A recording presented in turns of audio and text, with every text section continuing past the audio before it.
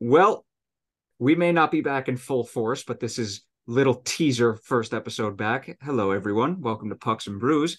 I am your host, Michael Shade Sparacino. As always, joined by the illustrious Liam the Chellmaster Godimer. Liam, it's October. How are you? It's been too long, Shades, but it is the month of NHL hockey. Preseason hockey already underway, and the Rangers season opener not too far behind. But real quick, before we start, I have an update for you. Hit You me. called me the Chow Master in the intro.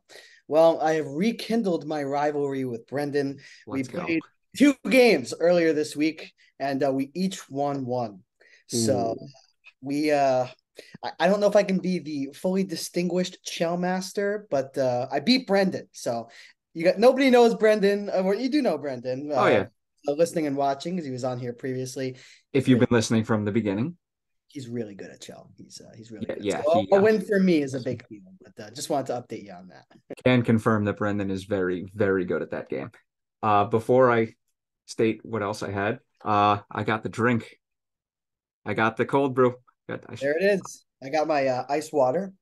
Not as fancy as the cold brew, but well, still. I need the caffeine because after this, I'm doing a live stream pre-show for the AEW pay-per-view, watching the AEW pay-per-view, doing a live stream post-show.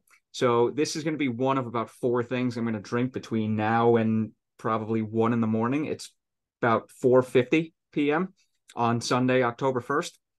Nothing like being a wrestling fan and covering wrestling because not a lot of sleep, huh? Not a lot of sleep. And the Jets also play tonight, but I'm DVRing that. That's a whole side tangent we can go on. But I was at I was at the home opener on 9/11, Bills Jets. So I Oh went man, through all the emotions. we didn't even talk about that in the we had a pre-show discussion. Just real quick, Shades. I know this is a hockey show, but I'm sure everybody listening and watching would love to know. Aaron Rodgers goes down. What's running through your head? What's the reaction like? And what's the vibe in that stadium? I just need to know. Well, as soon as he went down, I'm like, okay, he got back up. Then I saw him go back down and was just like, that's not good. That's not good. You literally could feel and hear the energy just at that moment. And as soon as Zach Wilson came in, you could feel the nervous energy. And I was surprised that I didn't hear more groaning, as soon as he went in. But long story short, they looked terrible for the first half of that game, and they looked decent in the second half, and they won. And I got to yell and jump a lot and celebrate, so that was nice. But the season was over Always a great day when you're able to beat the Bills, especially on a return to start overtime. Xavier Gibson, that on was Monday Night Football of all things. on Monday Night Football. So at least us Jets fans got a little happiness after being brought down to earth with the Rodgers injury. But Shades, Yeah, this is a long intro, but yeah. just for anybody who is a Jets fan, if you have not heard the Bob Wischusen call of the overtime punt return, please go out of your way to find it. It is fantastic. Real Before we quick, move on from this, as a we director there, continue. actually no, go ahead. I was just gonna say, as a play-by-play broadcaster, there is no other broadcaster now that Doc Emmerich is retired that I look up to more than Bob Wischusen. He is any sport. I mean, he is just absolutely terrific. So just wanted to throw that out there. So yes, I second what Shade said about the Xavier Gibson call. So Oh yeah, you need to find that. It's a beautiful call. So we tailgated before and after the game. You should have seen some of the pictures I got of some of the dark clouds over MetLife before the game.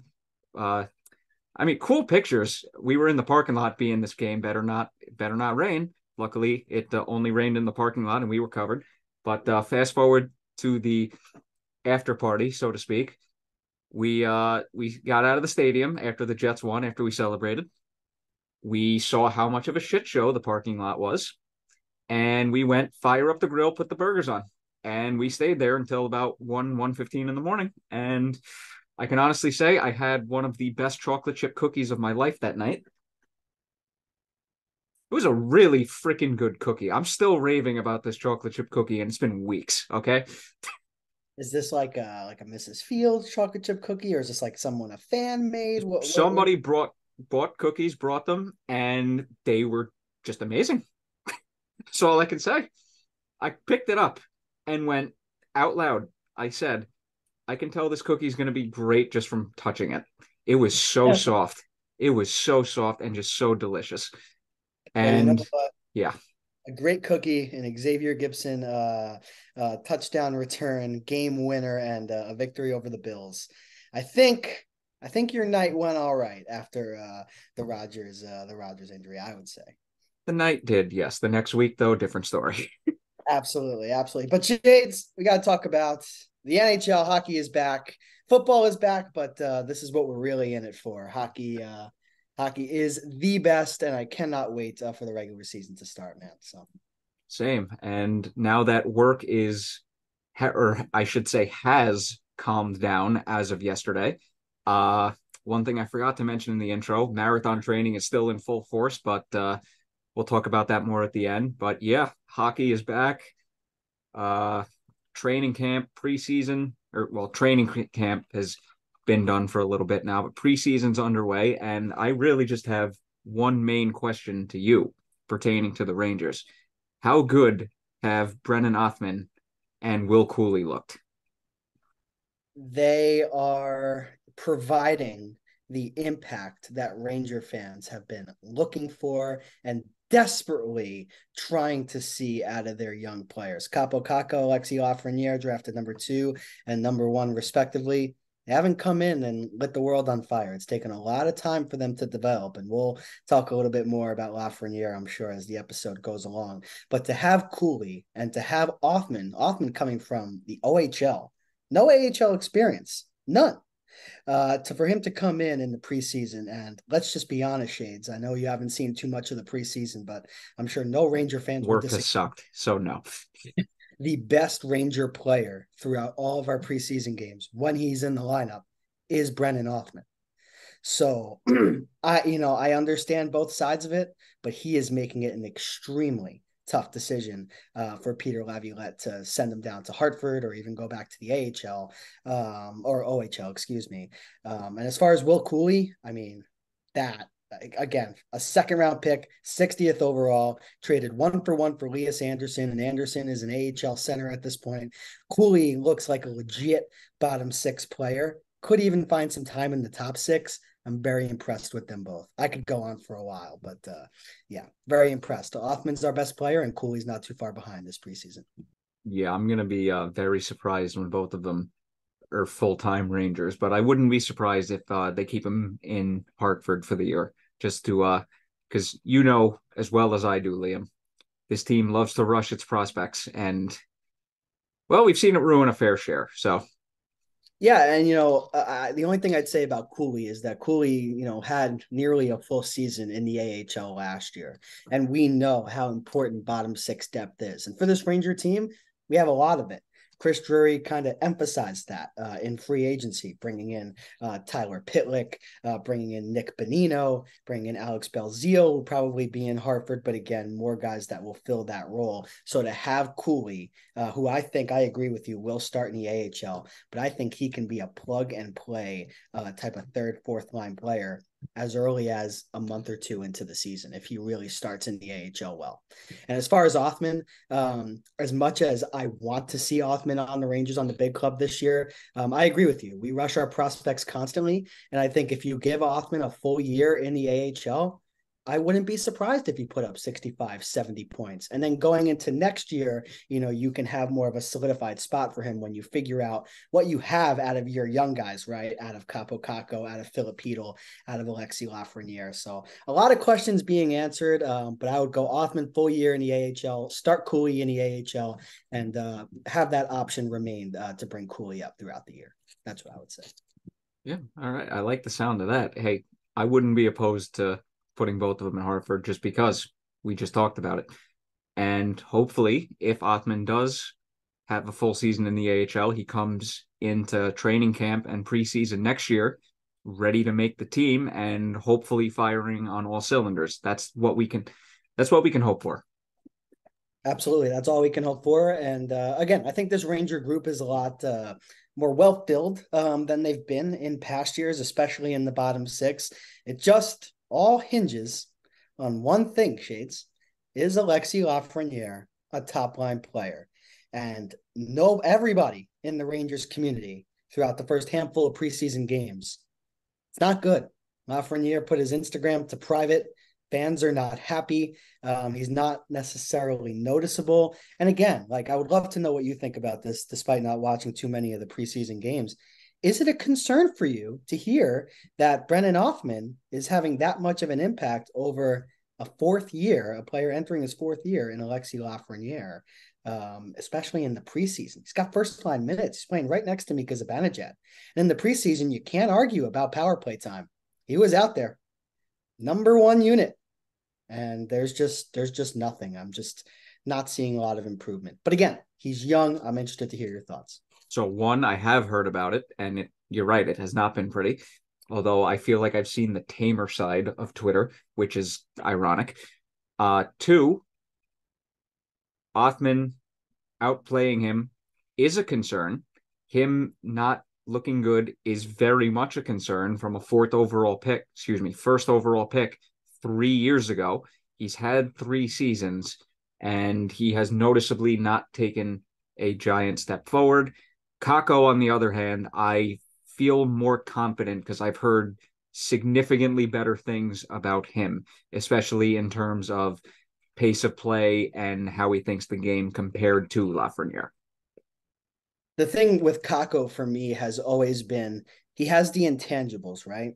You cannot teach size and you cannot teach being a power forward. And if he fills into his body, then Kaapo Kakko will be just fine. I've really had no worries. And also, I'm sure you'll agree with me here. If you really take a look at the Rangers forwards, or at least the ones that have consistently been on the roster throughout the last 3, 4, 5 years when Kaapo Kakko has been on the team, he's been one of the best defensive forwards on the team. He struggled in his rookie year, but of course, coming over from Finland, it's different. But since then, like the defensive side of the puck is what really gets me excited about Kaapo Kakko. And when he figures out the offense, he's going to be dynamic. So I agree with you. I'm not worried. But Lafreniere, a lot of, again, I hate doing this. I hate going after a player's effort because you never know what's going on in practice, anything that's going on the side that's perhaps, not allowing Lafreniere to perform at his peak ability. But for me, I don't see a lot of finishing checks. I don't see a lot of back checking.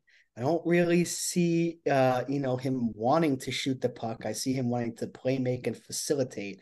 I just don't see a lot of the things that is going to make a complete player like that. That's just what's concerning me. Like, what's Lafreniere going to look like when he's completely filled out, like 25, 26 years old? I don't know if he's going to be a mainstay above the third line, wherever he's at. So that's my thing. He needs a big year. If he has another year of 35, 40 points, we have a problem on our hands if we don't already. So Yeah, well, I mean, we certainly do have a problem on our hands. The question is, can it be solved or at least salvaged enough to the point where they don't have to get rid of him? It's not a necessity to get rid of him. That's my whole thing. right, exactly. And for me, it's who you're playing with also. I mean, again, Lafreniere, when he's gotten his chances in the top six, he's mainly played with Zibanejad. And Zibanejad's our best center. It's the guy you want him next to. And there doesn't really seem to be any chemistry. The only chemistry I see with Lafreniere is with Chytil. So Yeah. what the Rangers need is Chytil to jump into that number two center role, which I think many fans are expecting him to after his great year last year, and hope that, maybe you keep the kid line together as your second line. I don't know. But for me, that's where Lafreniere is most effective. And unfortunately, the last few years, that's been on the third line. But this year, with Chytil as a number two center, he could be a mainstay in that top six. But I do not think anybody can expect him to produce exceptionally well, like 65, 70 points playing with Zibanejad. It's just not going to happen. So that's kind of where I'm Yeah, at. I also did hear he was playing on the right wing, and I'm just like, they drafted him as a left wing. I'm not sure if that's a great idea, but I digress. But the one thing I did want to mention that you did bring up about lack of finishing checks, lack of back checking, is that Laviolette has made it a point in practice that I have heard of making it faster paced tempos during practice and just making sure players do those things. And he had a great quote that I saw. It's just like back checking is a universal language. Like it continued so and so on. That's the only part of the quote that I remember. And I'm just like, this is what we needed under Gallant. You're so right. You're so right. And again, I saw that quote too, and I loved it. And for me, early reports, it's tough without seeing the team play any regular season games. But I love what I've seen out of Laviolette. No bullshit. Everybody has to get involved on the back check, effort, finishing checks, because look back to the Rangers' weaknesses and why they got eliminated the last 2 years, especially against the Devils. No back checking. Your top players only caring about one side of the rink, and Laviolette is going to change that mentality. So I couldn't agree with you more. But for me, just Lafreniere specifically, I just hope he figures it out. And Panarin too, quite frankly, because I know, did you watch last night's game? If you didn't watch last night's game, I worked a doubleheader, so no. Yeah, Panarin had, again, a couple of bad giveaways in the first period. It's like, dude, like let's get this figured out, Yeah, the only problem between the two, like Panarin, I mean, he's going to give the puck away, but you also know he's going to put up 80, 90 plus points a Absolutely. season. So it makes it a lot more bearable. Right, definitely. Lafreniere, again, like not really as much giving away the puck, just yeah, it's just he's just not reaching his full potential. But again, I don't want to knock on the guy. I'm a Ranger fan, right? You're a Ranger Yeah. fan. You want to see him succeed. I want to see the guy prove me wrong and put up 90 points this year. I really, really hope he does. And Like I again, want to see Zach Wilson throw for 350 yards and 4 touchdowns tonight, but it's not happening. is uh Sorry. is Alexis Lafreniere the Jets the Rangers Zach Wilson? I saw That's a that solid question. I saw that tweet the other day and kind of had the same reaction to you. I was like, makes sense. That's a solid question, all joking aside. Like, God, I didn't even think about that. Damn. Number two and number one, and then they've haven't shown a lot. But the difference between the Jets and the Rangers, even with Lafreniere struggling, the Rangers will be in the playoffs. But with Zach Wilson struggling, the Jets could be 1-3 after today. But anyway, Only problem is the draft processes. There is a draft lottery with hockey, not for football. So right. and hey, just because you're picking first overall. So this is sort of a side tangent. I remember the year that Morgan Riley got drafted fifth by Toronto when Brian Burke was the GM. And he's continuously said over the years, if he had the first pick that year, he was picking Riley. And I don't remember off the top of my head who was the number one pick that year. Do you remember? Let me see the 2012 draft. That sounds about right. That's the Yakupov draft. Oh dear. Oh, that's right. So That's right. You know what, Berkey with that's a good choice. One was Yakupov, two was Ryan Murray, three was Alex Galchenyuk, four was Griffin Reinhart, and Morgan Riley was five. Hampus Lindholm six, Trouba went ninth, Philip Forsberg went 11th, but no consensus number one pick for me. But continue your story. Yeah, so this is just one of those years where I'm just like looking back, man, I wish we would have picked Stutzla. Just hindsight is 2020, I know, but we don't have the benefit of that in real time. But a little bit of a side tangent. But I would like to see teams go off the board more in general of the consensus number one pick because it happened in 2017. Everyone thought it was going to be Nolan Patrick. It was Nico Hischier. Now, granted, he was the second ranked player by most teams, but I'm just like, it was a surprise and it should happen more. I think there should only be a consensus number one overall pick if the player is generational. So Like you're McDavid. Yeah. Jack Eichel, you're McDavid, you're maybe not even Eichel, McDavid, Connor Bedard, Austin Matthews, Nathan McKinnon, those guys. But for me, when you have Alexis Lafreniere, who was again, not a fringe number one overall pick, but nobody was calling Lafreniere generational. When that's the case, Well, people were, but I was just like, okay, Rangers fans, tone it down. He's not at that level as a prospect.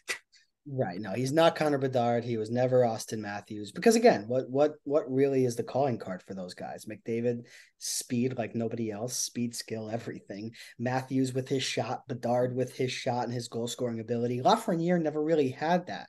He was just a playmaker who would, get a lot of assists and, be a nice addition to a top line, but he was never the driver of the line. And that's kind of what we need him to be. And that's what he hasn't been. So Yeah, that's why having the number one overall pick is not always the best thing. A la Lafreniere, and we mentioned him earlier, Nail Yakupov, clearly. But the Oilers were all right though. They did okay. well, I mean, after like 8 years later, Right. they had oh my god, dude, Maybe they not didn't make even. the playoffs for the first like 3 seasons of McDavid. They had talent though, Nugent Hopkins, Hall, Yeah, Eberle. it was a team that just they got a lot of great draft capital early in the draft, got a lot of very good players, and just could not fill out a roster until recently. Yeah, just couldn't figure it out. That is the Edmonton Oilers in a nutshell from like what 08 until like 2019. Yeah, pretty much. I'd say. Shades, I don't know if we were able to speak about this on our last episode because it has been quite a while, but It's been very long. It's been a whole Erik, summer. Erik Karlsson's a Pittsburgh Penguin. Yeah, I know. I have to root against them now, and I'm pissed. I have to I root just against them now. I'm pissed. Yeah, love EK. He looked really good in his first preseason action with the Penguins. Makes it harder on the Rangers, but the former Norris Trophy winner So is funny enough, I actually was at a video game expo in like mid-August, and I was talking to two of the vendors that were running one of the booths, huge hockey guys, and they're just like, man, Pittsburgh trading for Karlsson was a terrible decision. And I'm just like, I will hear you out. And then they said they already have Letang and they just got rid of Dumoulin, which was a horrible decision. And I was just like, that is a valid point. You know what you're talking about.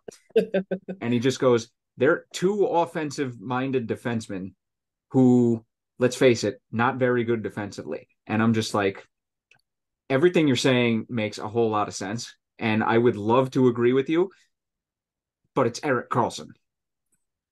yeah, That exactly. that was basically the only thing I was able to hit him back with. Well, again, the Penguins, going back to the Hextall trade where he moved John Marino in exchange for Ty Smith, and Ty Smith was just put on waivers the other day, That by he the way. was. John Marino was a big reason why the Devils beat the Rangers in round one last year. He was great. Yeah. Now So, Pittsburgh made a lot of questionable decisions on defense. but I agree with you in that Erik Karlsson is a different animal. And again, are they old? Yes. Yes. Yes, they're old. And Yes. is their window probably super small? Yes. But did the Penguins also just put Erik Karlsson together with Sidney Crosby and Jake Gensel and Evgeny Malkin? It's a dangerous team. If the defense can hold up, it's a dangerous team. And you know what? Shout out to the Penguins also for sticking around with Tristan Jarry. He's had his struggles, but I like them keeping him around. Moving on from DeSmith. So again, I love to shit on the Penguins, but they've made some decent moves this offseason. And in my opinion, they've made the best out of a really bad situation that they were left with. So Yeah, hey, I remember last time we recorded too. I said the same thing. It's like, look, I hate the Penguins, but outside of letting Dumoulin go, they've made a bunch of good moves. Like, you got to call a spade here. right. And then, just in the bigger picture, right, going to the Metropolitan Division, it is going to be a dogfight. Oh And yeah. the Islanders didn't look too bad yesterday. They looked really bad the previous game at the Garden. But again, a team with Ilya Sorokin and a team with Semyon Varlamov was still a pretty good goaltender in his own right. Again, a full year of Barzal and Horvat playing together. You can't write them off. The Devils beat us in the first round. The Hurricanes have won the division how many years in a row? We just talked about the Penguins. It is going to be really tough. I don't do did I send you the picture during the US Open? No, no, I don't think so. Oh, Was it of Henrik? Uh, no, no, no. someone sent me a picture of Do Henrik. you know about the supposed curse that I have? I don't. What is your Oh, curse? you don't know this. Oh, okay. So here we I go. want to. I want to. So roughly 2017. I, Okay. I keep forgetting the years. I get a picture with PK Subban. That season suffers a major injury. Next season or next year, I get a pic with Erik Karlsson. It's the year he suffers that major injury. Year after, I see Kevin Hayes. I don't get a picture with him, but he comes in through me at the entrance gate, and I say, "Oh, hey, Kevin Hayes, what's up?" And he goes, "Hey, how's it going?" He gets hurt for like 4 months that following season. The year after, I see Panarin. I just smiled and waved, and he did not get hurt. Fast forward to this year. Who comes up through the security gate, comes right up to my turnstile? None other than Matt Barzal. I took a goddamn picture with him. You're damn right. I didn't want to say Even if anything there, even if but this curse did not exist, you're an NHL player. If I see you, I'm taking a picture with you. oh heck yeah, definitely. But just remind me to not take a picture with you. I think I'm okay because we've done Well, no, video. because you're fine because you're not an NHL player. So That is true. That is true.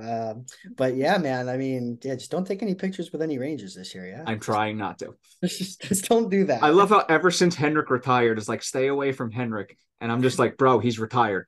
If you see Shusterkin on the street, turn around and walk the other way. Or just cross the street. Or cross the street. Exactly. Uh, Oh man, that's yeah. funny. So of all that, all those things that with the players at the U.S. Open, that is all legit. I'm not joking. Like 100% serious. That has all happened. Legit. I don't know what to say. Yeah, that's a pretty good string. Like after a while, it's not a fucking coincidence. Yeah, I was about to say, man. So let's keep a look on Matt Barzell, and if anybody's watching in any betting states, under in Matt Barzell games played this season, because Shades took a picture, and probably next up is something not great. But let's keep our fingers crossed that Matt Barzell So stays healthy for the after I 2020. get a pick with Barzell, I Yeah. send it to Brendan, and I prefaced it by saying, "I have some terrific news." And then I send the picture. He lost it. He lost it. And then a couple days later, I go out to eat with my brother and one of our friends. I see two guys that I used to play hockey with, like just roller hockey at the park. Yeah. And he goes, I saw that pic with Barzell. And then he just lit me up. He's just like, if Barzell gets hurt this season, I swear to God, he said this right to my face. I will kill your firstborn. I will kill your secondborn. And I'm just standing there like, yep, I That's deserve a this. little bit that's a little bit much here. I'm just First, like, I deserve it. I mean, I got a friggin' history here. oh man, uh, so funny. Well, if Matt Barzell gets injured, I guess Shades. I don't know, all I'm man. gonna I don't say know, is man. You might have to not get married, man, because I don't want to see you have a newborn. I don't want to see that I happen. texted this to Brendan. If Barzell gets hurt this season, I might have to go to the hospital from laughing. And Well, I yeah, don't mean that in like any sort of bad way. It's just it would just be so on par with what's happened. absolutely, absolutely. But again, let's Matt I'm Barzell. not wishing Hope you stay injury. healthy. I'm just saying You have a things have great year. happened. You've been warned. That's all Yes. I'm saying. Don't block any shots in practice, Barzy. Oh Jesus Christ! No, he's gonna get hurt during a game, probably. We'll Just see. like just like Kevin Hayes did, probably, and the other stuff. Oh dear Lord. Anyway, so lastly, before we go to our outro, we just have to mention some interesting big things that have happened. We had Alex Galchenyuk signing with the Coyotes before that entire debacle went down. So much for the player assistant program because he was signed like 2 weeks later. Uh, any thoughts on that? Yeah, poor character behavior by Alex Galchenyuk. You know, I vaguely remember what he said to the officer. I do not want to repeat it. And I hope he gets the Look help. it up. Yeah, look it up if you're curious, but I don't want to mention it. So don't want to put that negative energy into the universe. But I hope he gets the help he needs. And we also had the whole tenure or half summer, I should say, of Mike Babcock as the head coach in Columbus. I was Well, not even able to follow this story because this all happened when I was working like all day, every day. And all I'm just like, I just see this and I just go, yeah, maybe Mike Commodore was onto something. yeah, for me, I have a lot of thoughts on this. I think we'll be recording an episode sometime next week, hopefully. So I'd love to go into We further will detail. be recording on Tuesday, October 10th. Awesome. But yeah, again, Mike Babcock, the entire situation. Paul Bissonnette, again, credit to him for bringing light to it and being truthful about what happened. But again, it's one of those things, right? When a certain player or a certain person acts out of character, you'd love to give second chances, and I'm a believer in second chances. But also, those who are in that situation are prone to repeated behavior. And Mike Babcock, definitely saw the consequences of that. He's out in Columbus, and again, we'll see how they do.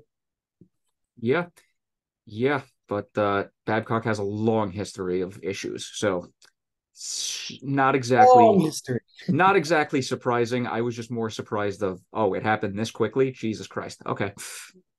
And Shades, real quick, I know we're running out of time real fast here. Just one last thing from me, just on the news front. Hit me. Uh, the assistant general manager for the Calgary Flames, Chris Snow, passed away at age 42 due to ALS. A huge inspiration throughout the all hockey community. Kelsey Snow, his wife, has been pretty active on social media. So just for me, I just want to say, rest in peace to Chris Snow, an inspiring story. Hope the Flames have a great year for him. Yep. Sad situation, but unfortunately it happens because part of life. Just you know, 42, that's way too young. Condolences to him, his family, and all his friends. That just awful. Awful. Yep, for sure. Just be remiss if I didn't mention that. So Yeah. well, Shades, for some lighter news, Brandon Tanev, another absolutely brilliant headshot. Dude, Brandon Tanev is the GOAT of all professional athletes with headshots. He is. He's like, let me just get in front of the camera and act as scared as possible and entertain people. And I'll tell you, it's never not entertaining. Oh, it's always great. His last three, especially, have been like fantastic. I think I don't know, like we'd have to ask him. I mean, I'm sure a reporter or media has asked him, but I wonder if it was like not planned the first time, and then after it went viral, he's like, all right. All right, Every yeah, single time I do this, I gotta, amp it up a little bit. But yeah, gotta make this a thing. absolutely. But Shades, I mean, a lot of stuff we're gonna get into next week, but Including season predictions, which is always a doozy.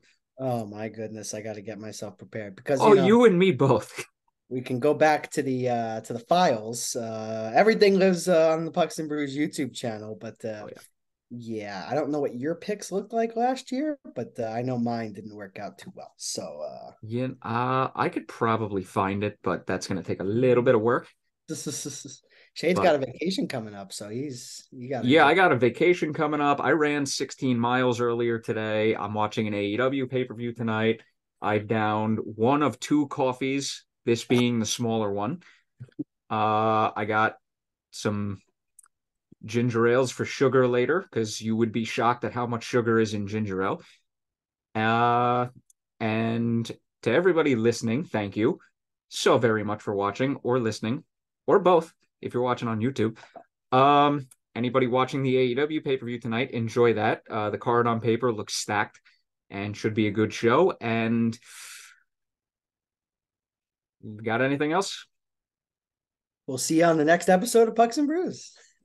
Yes, sir. Yeah, I got nothing else. But I'm gonna enjoy that pay-per-view like you. And again, yeah, it's gonna be a good time. I'm excited for the rest of the preseason and our episode next week. Yes, sir. And I would love to tell you which episode of Pucks and Brews this is, but as always, that is the one thing that I literally always forget somehow, just never fails. Like right? I'd Never love fails, to, Liam. I'd love to take a guess, but I think I would get it horribly wrong. Take a So guess. Take a guess. I should have the answer here any second. Okay, take a guess. this is episode 44 of Pucks and Brews. Close. 47. Okay, all right, not bad, not Not too bad. far off. Not too far off. So this has Yeah, been episode 47 of Pucks and Brews. We will be back in full force October 10th, which is really October 11th because we always record the day before unless in extreme emergencies, like kind of like, if there's a massive trade. But yeah, I have been your host, Michael Shade Sparacino, as always, joined by Liam, the Showmaster Godimer. And I forgot to tell you my story later, but I'll save that for the intro of next podcast. It is pertaining to Brendan and Shell. That's all. I'll leave that cliffhanger there. I love the cliffhangers. That's awesome. You have to find out next episode. Take care, everybody.